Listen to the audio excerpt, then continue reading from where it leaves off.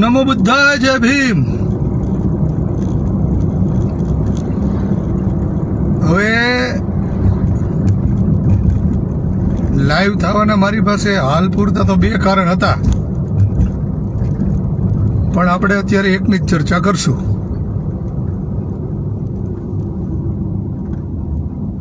આવતીકાલે તારીખ 20, એટલે કાલે આપણે સરદાર આવવાનું છે.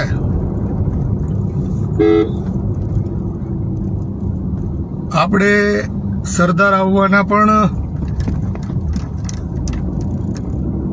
બે કારણ હતા, પણ હાલ અત્યારે 3-4 કારણ છે. બે કારણ એ હતા કે સરદાર જે બાબા સાહેબ આંબેડકરની પ્રતિમા આ લોકોએ કાઢી અને ક્યાં નાખી દીધી હજી કોઈને ખબર નથી. આટલા દિવસ થઈ ગયા છતાંય જૂની પ્રતિમા મળી આવેલ નથી, અને આરોપી પતિત પાવન, સાલાનું નામ જ એવું છે ને, હેનો પાવન, આવા કામ કરી પાવન થોડો હોય, પણ એને હાઈકોર્ટે 6 મે 2026 સુધી શિક્ષાત્મક પગલાં ન લેવાનો ઓર્ડર કરી આપેલ છે. એનો મતલબ એવો થાય છે કે હવે પોલીસ એની ધરપકડ કરશે નહીં. પરંતુ જૂની પ્રતિમા ક્યાં છે, કોણ લઈ ગયું છે, એની અંદર બીજા કોણ કોણ હતા,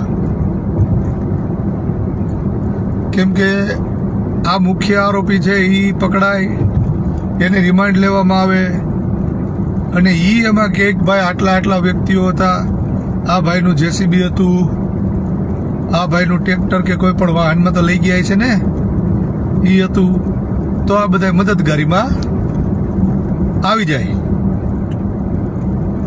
પણ હવે પોતે જ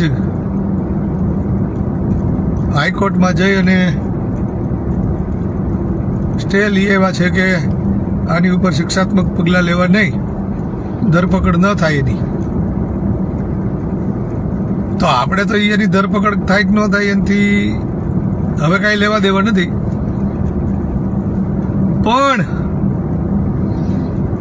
બાબા સાહેબ આંબેડકરની જે જૂની પ્રતિમા હતી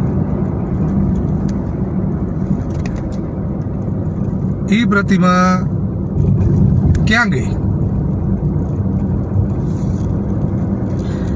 એના માટે આપણે લડવું જોઈએ. તો સરદાર આવવાના આપણા આ બે કારણો મુખ્ય.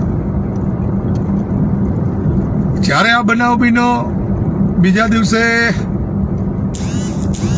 હું સરદાર ગયો, સવારમાં ત્યાંથી મેં લાઈવ કરી અને વાતે કરેલી કે આપણે બેઠા છીએ.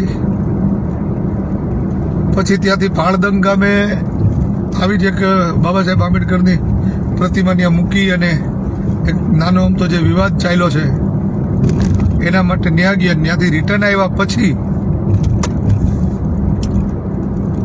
મને એવું કહેવામાં આવ્યું કે 4 વાગે સમાજના આગેવાનો આવે છે, પછી આગળની કાર્યવાહી કરશું.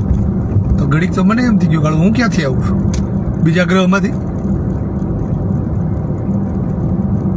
અને પછી આપણે ત્યાંથી નીકળ્યા બાદ મેં એક વિડીયો પાછો લાઈવ થઈને કીધું હતું કે 2021માં એમાં કાંડ થયા હતા, એમાં કોણ કોણ હતા, હું હતું.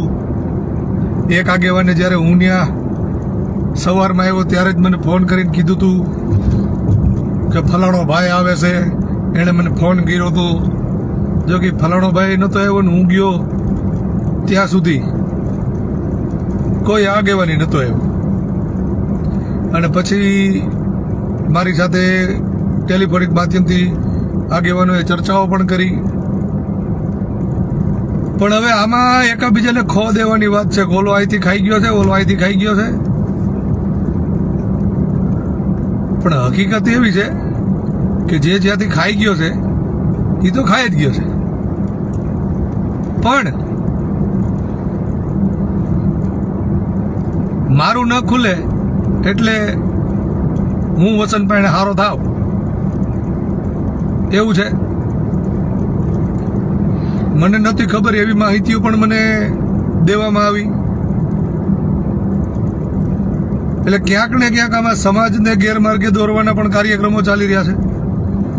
સમાજ બિચારી બાબા સાહેબના નામે દોડવા જ મંડે, આંદોલનો કરી નાખે, ઉપવાસો કરી નાખે, ના કરી નાખે, તે કરી નાખે. અમે આગેવાન તરીકે ગોઠવીને વે જઈએ.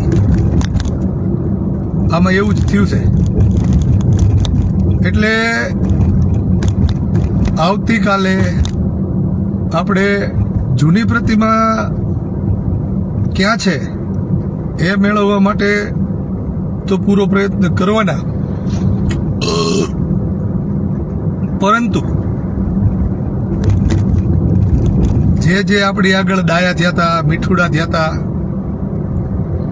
અને ક્યાં આ આંદોલન કોણ કેવી રીતે દોઢે ચડાવી અને સમાજને ગેરમાર્ગે દોરવાના કાર્યો કરી રહ્યું છે, એનું પણ આપણે કંઈક કરવું પડે ને. તો કાલે બપોરે